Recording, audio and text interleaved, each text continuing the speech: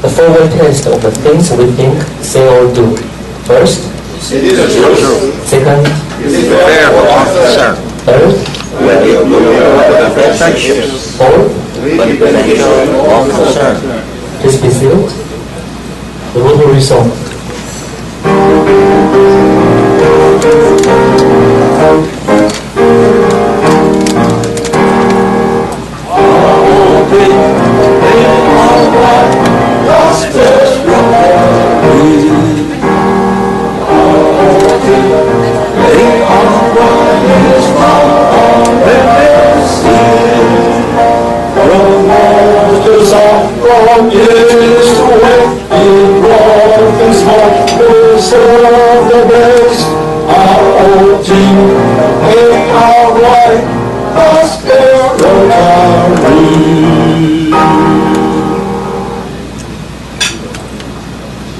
Thank you, Keith.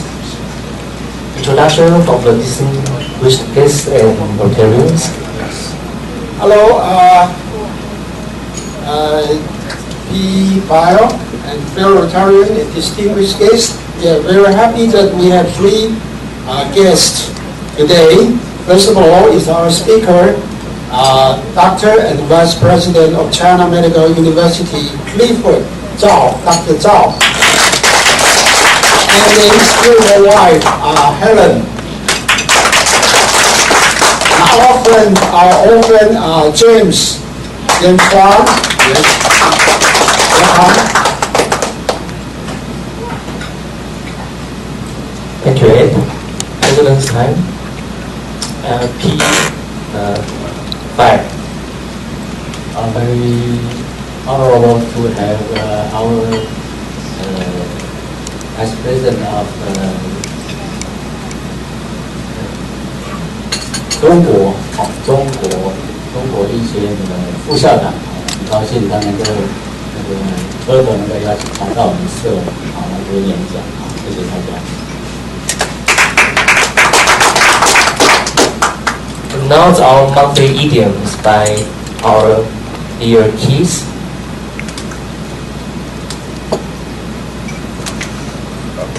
I'm going to use the Chinese style of teaching. I'll test you first and teach you later. We have idioms about animals. Cat, horse, wolf, cats and dog. Horses, lion, and cows. Can you read it? Okay.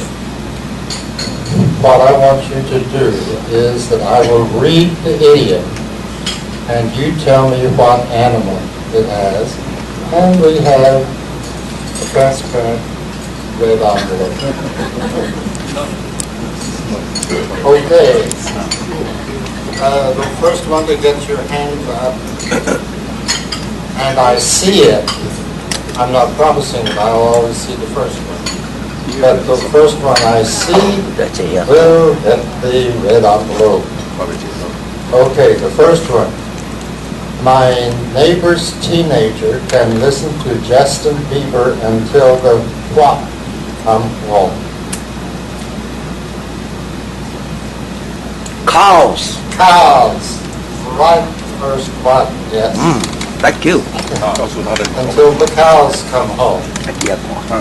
And they come home late in the evening for their milking. The second one. I always feel better after a what? Nap in the afternoon.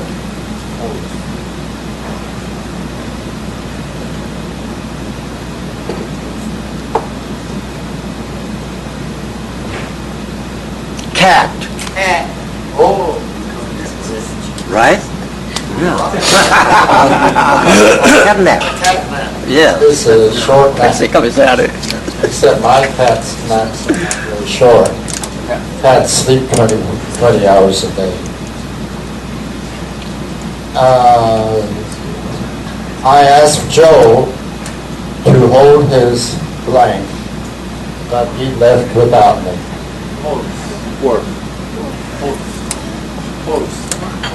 Not Horse. really. Horses. Horses. Hold your horses. Don't be in such a hurry. Wait for me. Horses. Say, Horses. Horses. Yes. Yes. Horses. He said horse, and you said horses. What does it say? Horses. Horses. Horses. Horses, What it right. says. Sorry.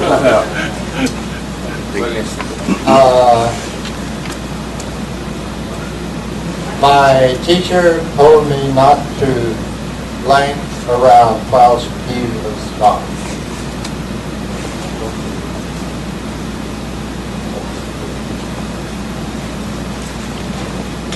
Hey, don't. Got you. Don't. What? Trên này nào. How did they say? Kids kind of Oh, I couldn't. Horse. Horse. Yes. Don't horse around. Be good, quiet, till I get Horse back. around.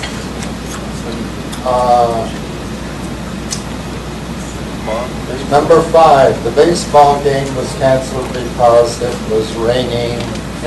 Canceled. Okay, you got it.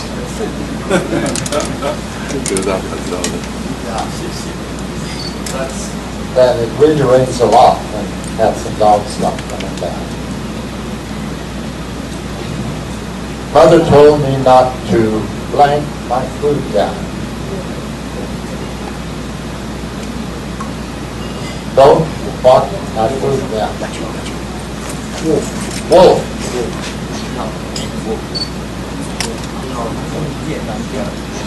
Eat it. Eat it so you can digest it, get it to your stomach. There's no hurry for you to get it down to your stomach. Just eat it. Okay. Now then, we have one that was not used. If you can tell me which one we did not use and what the idiom is, you will get the last one. So, which one was not used? Lion. Okay, what's the idiom?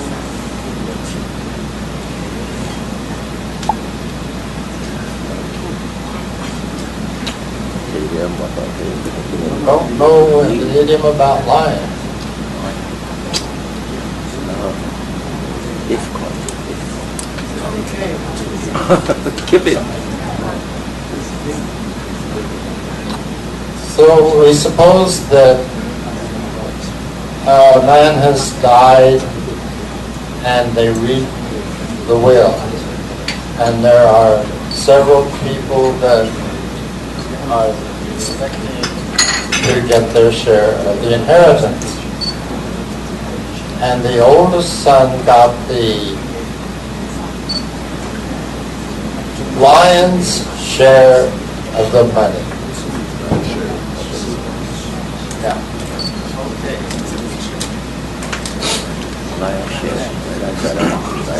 The lion's share. So who got the lion's share of the red envelopes? Who got the most this afternoon?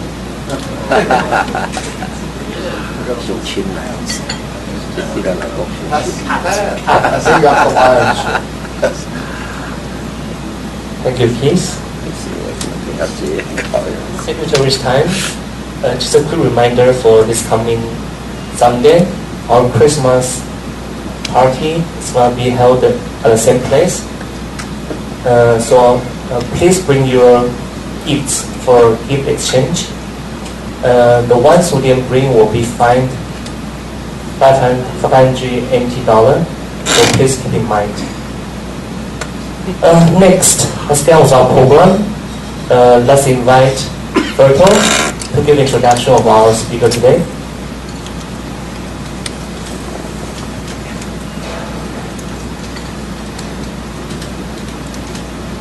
Hello, good afternoon, my dear fellow Canadians.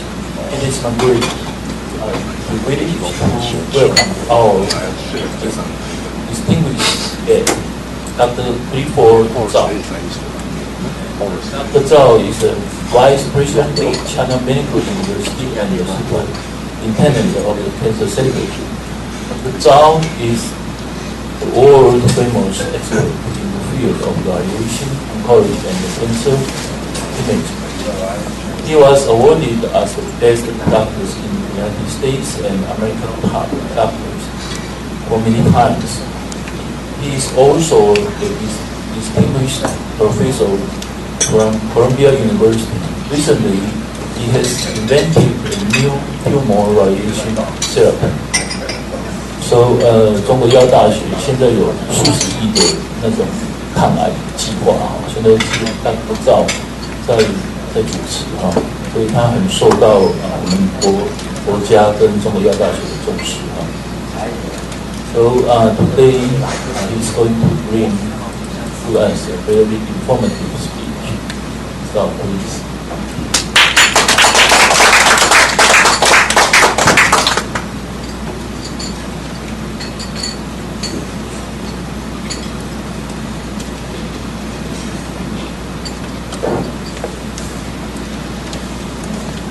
Thank you, Dr. Lin, for the kind introduction.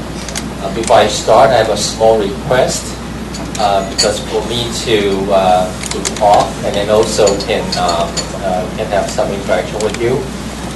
Could that table on the left side for the end can move to here? Would that be easier? That for me to at least they have, if possible, old ladies, and then they move to this table so that I don't need to keep turning my head. Okay, thank you. Of course.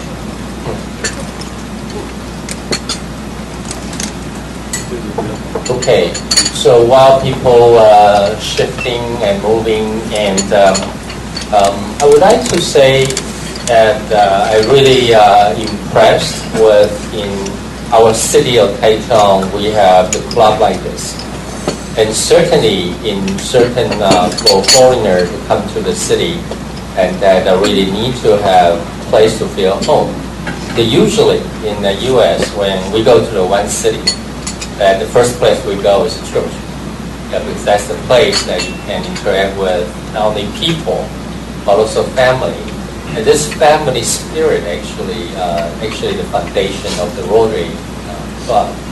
Actually, my Helen and I, actually, when we were little, 30 years ago, when we were in Taiwan, we engaged in our parents and Rotary Club. And those experiences still recently, that was a good time. And when so many years passed by. Okay, so today, could you dim the light in front, if possible? Then, okay. 能不能把前面的灯光稍微关暗一点 ？Okay. So what they are doing it, I want to let you know. So what happened? This big circle is it? Okay.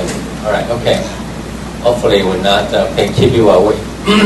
Okay. I want to tell you what happened after I left Taiwan about 26 years ago. After I graduated from Kaohsiung Medical University, actually I was trained in Chang'an, and later on I joined Mark Penn Memorial Hospital as an attending physician before I left to Japan first. And later on, I spent some of my time, majority of my time, all my kids' little the good time in St. Louis, Washington University. And this is also the top medical university in U.S. and where my wife Helen got his law degree from.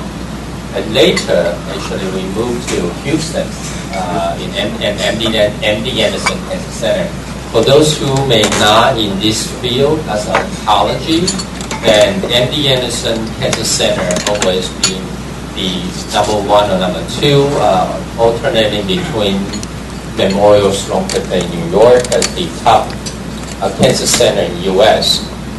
And in 2008, I was recruited to New York and to chair two Ivy League school, and that so they're chairman for the department. And this had not have happened before in the history of these two schools, having one person chair two academic departments at the same time. But happened because of Cornell University and Columbia University are all in the city of Manhattan.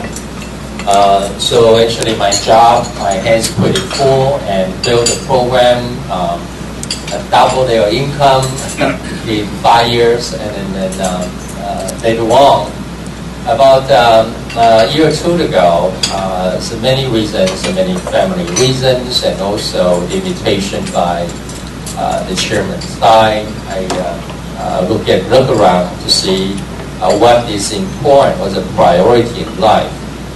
And so I decided that it's time to come back. And so that in the later part of my talk, I will tell you exactly what we are working on now. But in the first part, I would assume many of you, although many of you in the medical field, but may not know the radiation oncology field too much. So I want to take you through what had happened.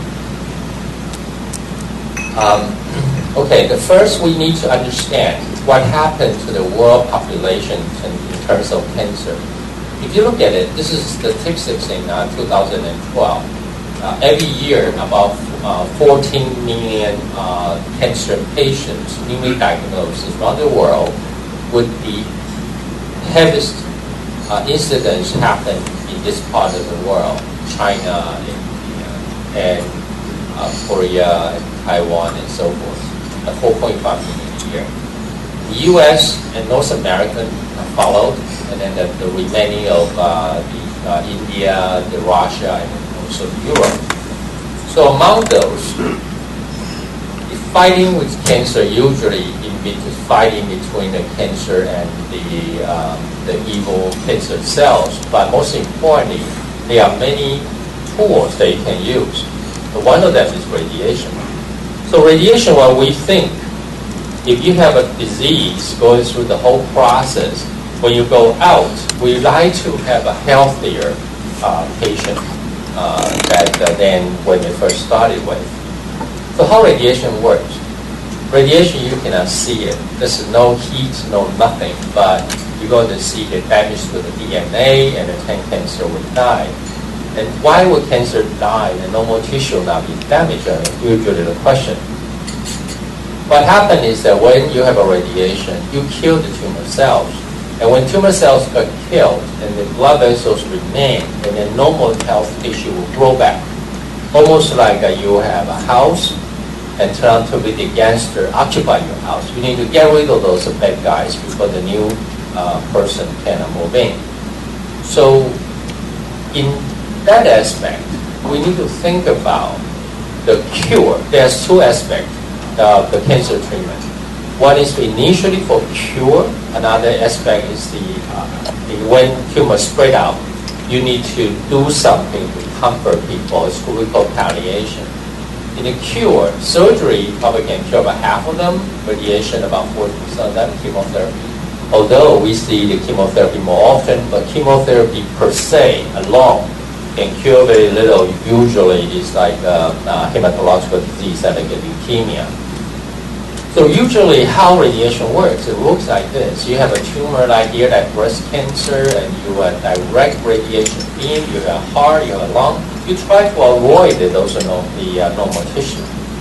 So with that respect, so as I've mentioned to you, the patient receiving radiation, about 60% in their lifetime. Initially for cure, and later on when it's spread out, you also need treatment to stop pain. And so you look at 40 years, 50 years pass by from the very primitive machine, and now with a lot of like blocks, and now with the computer, now the robots and everything. And now we pretty much can shape the area that we want to treat. And so that even with those advancements, the world population still require lots of radiation therapy. If you look at this, in U.S. soil, the closer to majority of the patient have access to radiation therapy. But if you look at Africa, they don't, because they don't even have power, they don't have roads, so they cannot afford those kinds of things. And also, the patient probably die even before they have a cancer. Infectious disease probably kill them first. But in the Asia, actually, is a significant demand. That's the reason why recently the China's government actually started this initiative. They want to put this radiation treatment facility in every county in China. So if you look at many new equipment being invented in the past 50 years, you'll be amazed how this new technology is moving forward on. But what exactly those technology bring to the patient? In the past, when you have a disease right here, we call two-dimensional. You can only treat it in certain directions. So you are treating a box. A tumor is not in a box. It's a very irregular shape. So then we say, well, in that case, let's do the three-dimensional, start shaping them. But shaping them is still not ideal because intensity are not the same. So the next event will be we can intensify certain directions so that you still can see shaping become possible. So this is the advancement about 20 years ago when I started in Washington University. But this one's still slow. When you kind of shape it, you want to finish not 30 minutes, not 1 hour to treat one patient. You want to speed it up. It's called radiology. So you can see how technology evolved over time. And then you can see that cancer is also keep going up. So this, if you, I think majority of the gentlemen, the PSA is one example. So people look at this and wow, this is the stock market. We should invest in this company, but it's not. The PSA actually diagnosis for prostate cancer. So everybody got your PSA number. You're watching them, or when you're getting older, keep them out. So this PSA is just the beginning of so-called early diagnosis. This early diagnosis coupled with new advancement in treatment, showing this the latest JAMA publication saying that IMRT, as I show it to you, can reduce the mortality rate better than the old technology called hormone therapy. So that if now you have happened prostate cancer, you want to be treated, majority facility going to treat you with the IMRT, not the 3D conformal, because you're shaping out the normal tissue to protect them become very important. Another important one is that in Taiwan is very popular. It's called cancer in the head and neck area. In head and neck area, and that important one is after treatment, hair loss, hearing loss, and dry mouth, and so that. So when I was in WashU about 20 plus years ago, we started using IMRT. We find out that with IMRT, you can spare saliva gland, and you can really have a better patient outcome. So this type of study get the insurance companies start to invent it while in reverse this type of treatment. But later on, we also found out that not all IMRT are the same, because IMRT now, because you need to identify tumor, identify normal tissue, and we more and more not like a radiologist anymore. We're like a surgeon, because you need to determine which area to take out.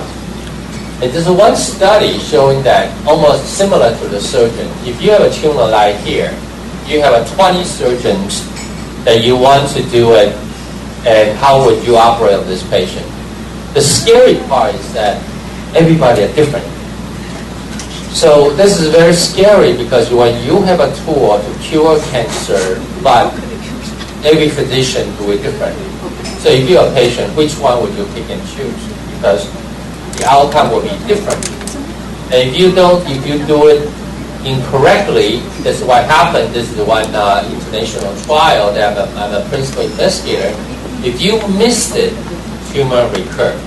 So this is a very serious problem, and so that when I was in MDS, we called a group of people together from all different U.S. and Europe and Danish and then German. We said that we need to create a protocol in a consistent way, and so that we did. But we didn't stop right there, because create a protocol and then how do you educate to the remaining of the physicians around the world. So we started to publish textbooks. Those are the textbooks I'm the editor, and this being translated in so many languages around the world. But having the textbook is still not enough, because usually physicians are so busy they don't read. So we say that we need to create a very intellectual tool, getting those functional imaging like a PET imaging and 3D anatomy, and getting a photo together, and then we can take this into the clinic, and not only U.S. but also around the world to help people. And we published the paper saying that if you take many physicians and ask them to do things, the same disease, they're going to do it over the map. But if you give them the tool, and then they would be able to do it more consistently. This is very significant. So we take this initiative, and under the support of MD Anderson, we started a startup company in U.S. and then going through the FDA.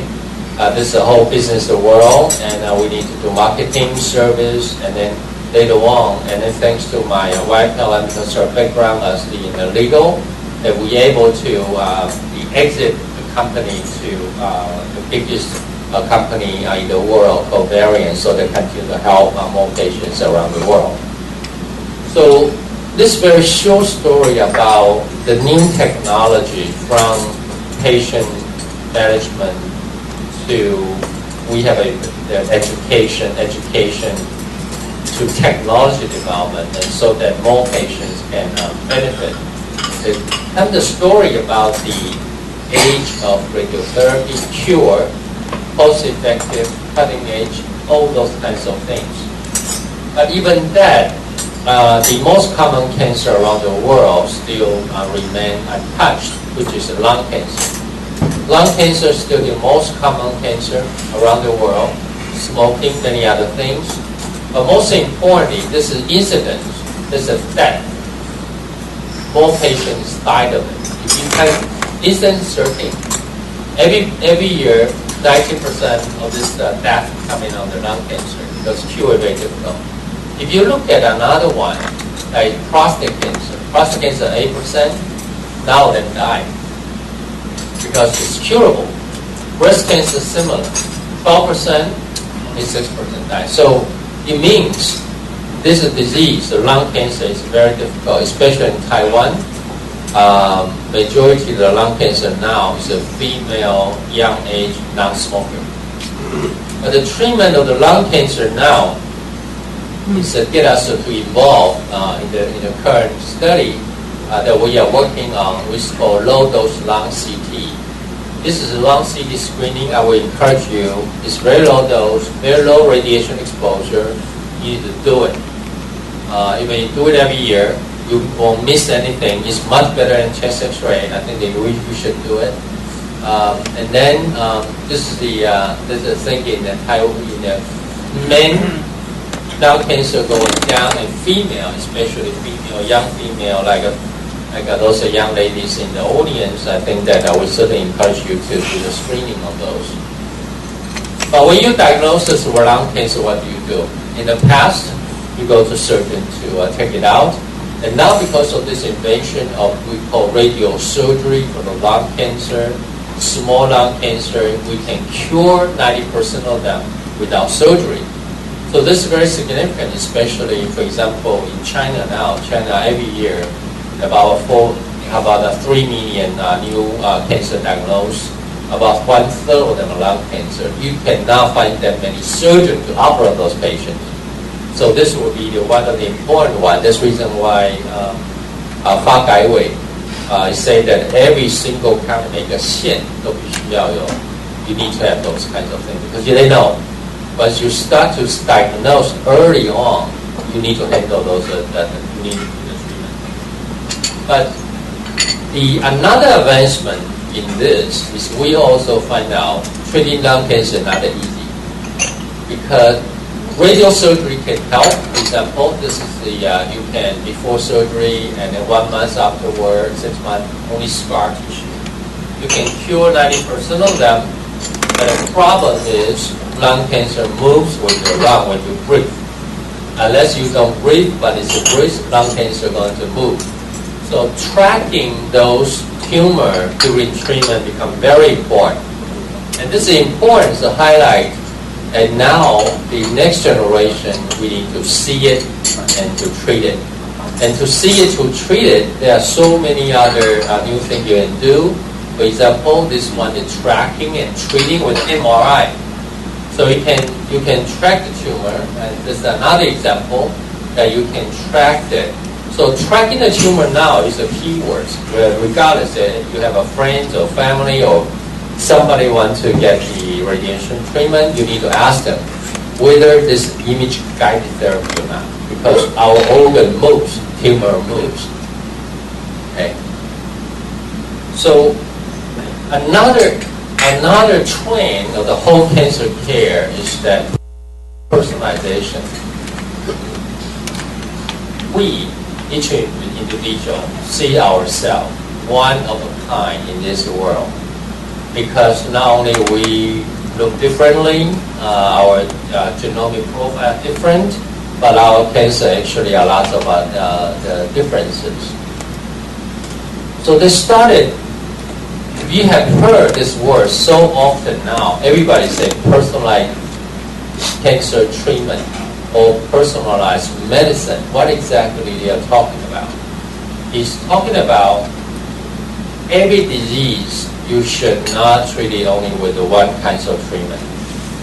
Because if we want to have a treatment effective and no side effect, what exactly we need to do? So you need to understand the same treatment, which one respond, which one not respond. Because if not respond, you should not use this, you should use the medicine or the treatment because you have a toxicity to it. So everything's about finding out what is working and which one would have least side effect. So in this regard, in radiation oncology world, you have two ways of doing it. If you don't want to subject the normal tissue to side effect, what do? You bring radiation sources to the tumor. That's easy. That's one way to do it. In this breast cancer, for example, you can do it, take it out. You can put radiation right into the breast cavity. We call intraoperative radiotherapy. So in that case, you bring radiation damage straight to the tumor site. That's one way to do it.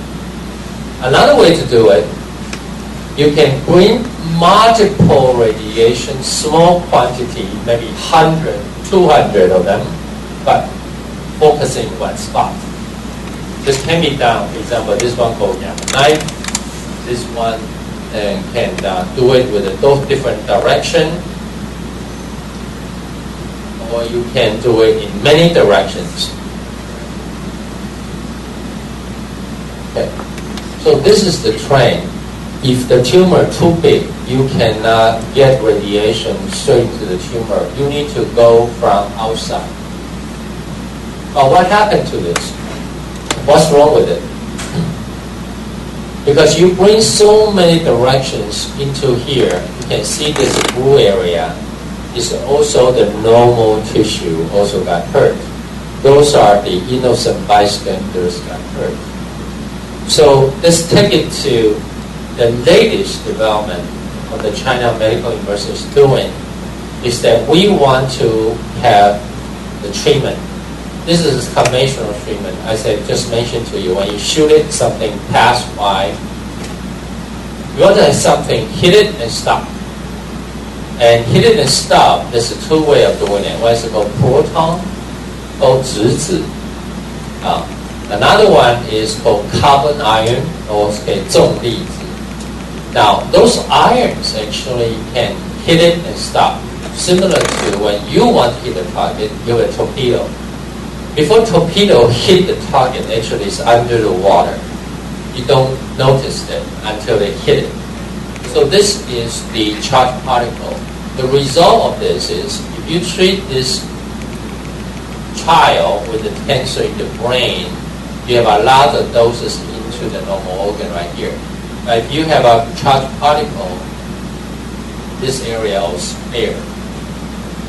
So the lung cancer, for example, I just show it to you. There's a lot of normal lungs being treated, but if you have the charged particle, you can spare normal tissue. And this is the spirit of this treatment. This is another one. It's a 5-year-old with the craniopharyngioma. This is a tumor in the brain. You can see that conventional IMRT, you have a dose around here, and proton actually very confined. If you look at here, the conventional treatment, there are a lot more doses to the normal organ. So people say, who cares? But if you have if an IMRT, photon in this IMRT, over time the IQ will go down. Because those low dose to the brain actually can hurt the children's development later on, and the IQ will go down. And this reason why this charged particle actually not only effective against tumor, but also can spare normal tissue, especially some critical organs. Now, and I showed you early on, you have a proton, you have a carbon ion. What's the differences? The differences are twofold. Number one, proton is a smaller particle, and carbon is much bigger. Okay, if you still remember those chemistry world, proton is hydrogen, and then carbon is bigger. So if you think about the hitting the DNA, smaller track actually creating much lighter damage, but the larger one, which is carbon, can kill tumor right out.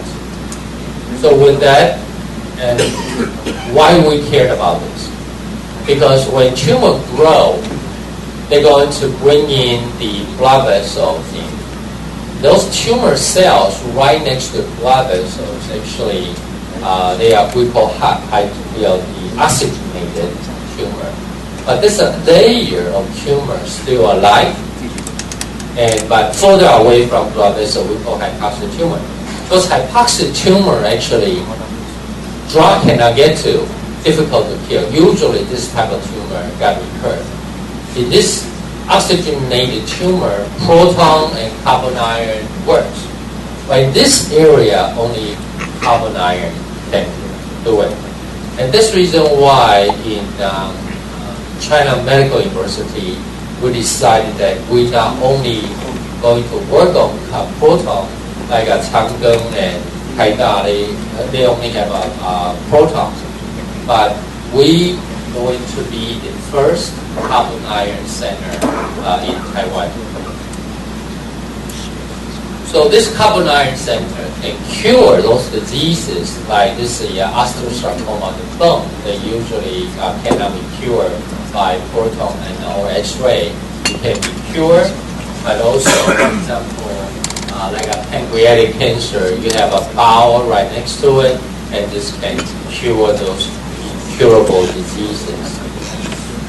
So we moving forward, but the world actually is also trying to catch up. This is the Obama's government earlier this year saying that they're going to start with the National Department of Energy, 能源部 NCI National Cancer Institute, going to start a carbon ion initiative. They're going to start building those carbon ion. But we say that, sorry, Mr. President, we're not going to wait for you. We're going to move forward. So we're going to move forward very fast. We're going to be the only one, and will be the first one in Taiwan. And by our schedule, we're going to be ahead of US. So in summary, I think that I will quickly going through all this for you.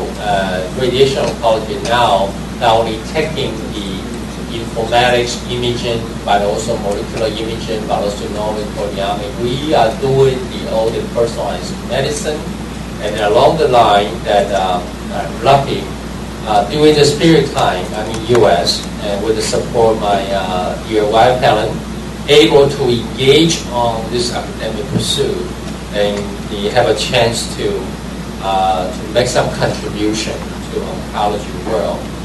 But we also need to understand we are making advance, but the nature is very interesting. When you evolve, people move with it. The cancer cells also like this. So when we are doing this, we think this cancer cell, we catch it, and they usually evolve behind you. So you can see that a lot of treatments when it first started working, later on recur or metastasize. So as from the academic perspective, but also the patient care perspective, we want to make sure we always on top of the food chain. So with that, I thank you for your attention. Thank you for invitation too.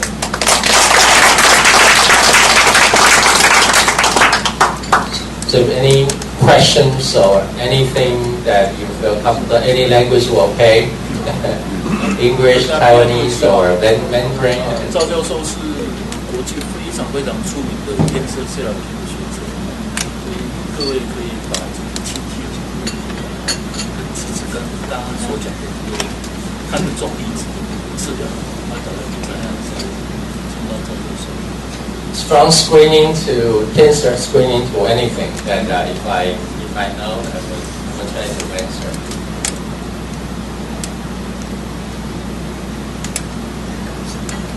One of the slides Yes. just show us那个心脏癌可以用放射线可以治疗，是的，他不是都要开刀吗？对，但是question about pancreatic cancer. Okay, pancreatic cancer is very difficult. The difficulty lies right next to important like a bowels and then there's a liver and many things. But also removing this, usually when you remove them, about half of them have spread into the lymph node or later on spread to the liver. So another one is that when they evolve, when this tumor evolves, this blood vessel right here, called SMA, superior mesenteric artery, and become inoperable. It means that you cannot cut it. If you cut it, you're going to damage the remaining of the bowels. This becomes inoperable. So the pancreatic cancer, because this is hiding inside the abdomen, usually no symptom at all.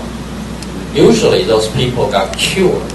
It's because of you do some health check, you do the incidental findings, or you have the tumor in the top part here, blocking the bile duct, and so there was symptom.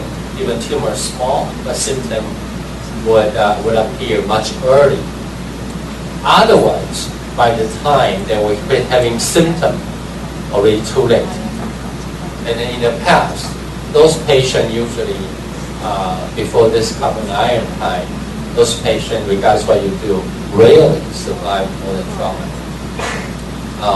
For the reason that conventional radiation treatment, you would not be able to spare those bowels, and also the liver, spinal cord, right behind it. So the advantage of charged particle, because for example, if I shoot this tumor from here, shoot it here and stop, and so I spare all the bowels right in front. If I shoot it from this way, stop, I spare the spinal cord right behind it. So by those physics characteristics, and now what in the past not possible, now possible. Yes. Sorry, I'm not a doctor, so I speak in Chinese. Okay, no problem. 我是做这个运动跟保健的产品，那所以我读到一篇德国的报道说，全世界跑马拉松的人不会患癌症。它的原因呢，就是说他经过长期的这样跑步运动呢，会大量流汗，跟保持温度的上升，这是真的吗？ Okay. So the question is, I do not know the statistics. We need to look at the data, but the marathon runners rarely got cancer. Is that the statement? And the question is that whether it's true or not. I cannot answer this, but I'm going to check it out when I go back to my office. But if the perspiration and the rising body temperature will prevent people from getting cancer, whether we have any proof of those. Well, I do not know that the temperature rising to the degree, but we know hypothermia, which is the high temperature, can kill tumor cells. However, those temperatures need to be 43 degrees or higher. You think about 43 degrees, and pretty much you are cooking. You are cooking. So I'm not so sure the marathon runner, the temperature will go up there high. Otherwise, it will be heat stroke. 中暑. Okay. 但是 I don't think the hypothermia is the key. It may be the metabolism of different kind. And nowadays, actually, another one is very interesting. People are talking about body immune system. 免疫力是不是在 marathon runners, their immune system work differently than others? Because at any given moment, our body generated a lot of cancer cells. But because of our body have very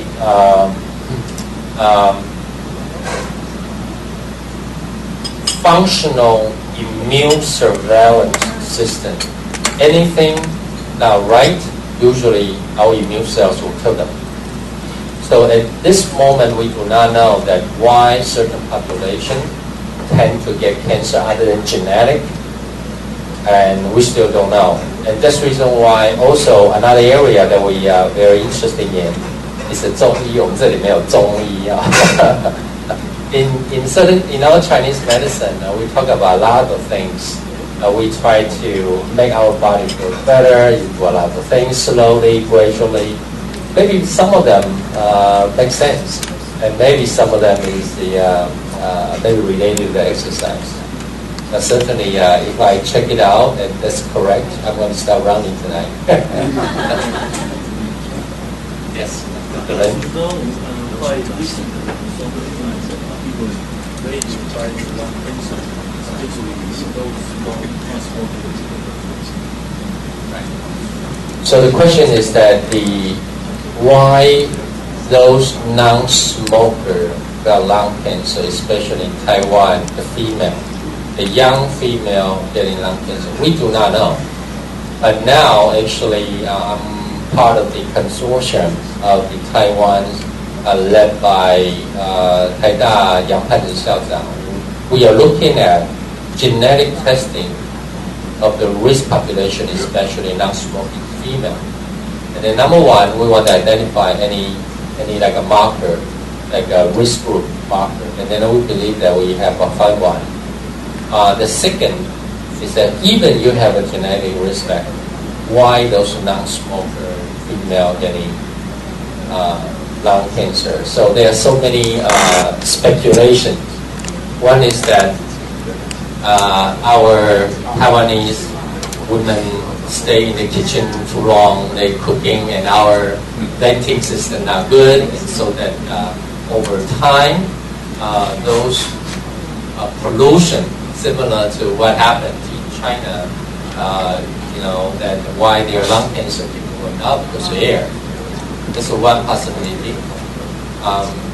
Another possibility may be some other environmental factors that we yet to know. For example, the food safety. I truly believe that we have been intoxicated unknowingly for so long.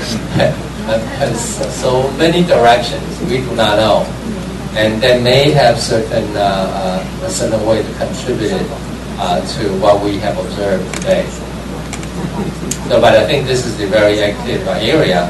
But before we solve out the problem, and I think that what we can do is really doing the low dose lung CT. Also, low dose lung CT is very low. Actual exposure, look at it, is the almost equivalent to many of you flying over to US, going to and forth, because the background exposure actually is equivalent to those low dose lung CT. So this is very important, and that's very sensitive test. They will certainly encourage you if you have not done so, try to do it every year.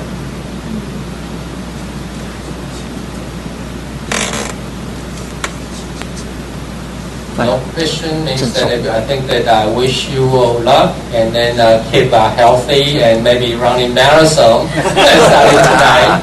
Okay, thank you so much.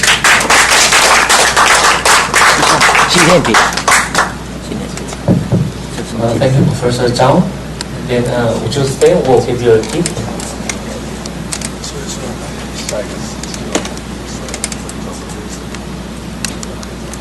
Thank you. Lots of gifts. 所以我们好，我下个礼拜会再来。谢谢。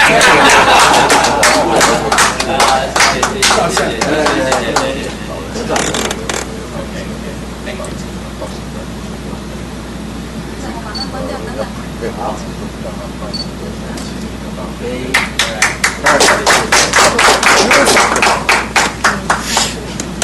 Next, attendance report. Zero. Good afternoon, everyone. Thanks, Professor Zhao, give us some new concepts of radiation therapy. And thanks, Dr. Zhao. And today we have 15 members attended the meeting and one guest. And welcome team come back to our regular meeting. So today we have only 50% attendance rate. Thank you. Thank you. So meeting adjourned. P5. Thank you for your coming, and don't forget Sunday Christmas party. Thank you again. Thank you.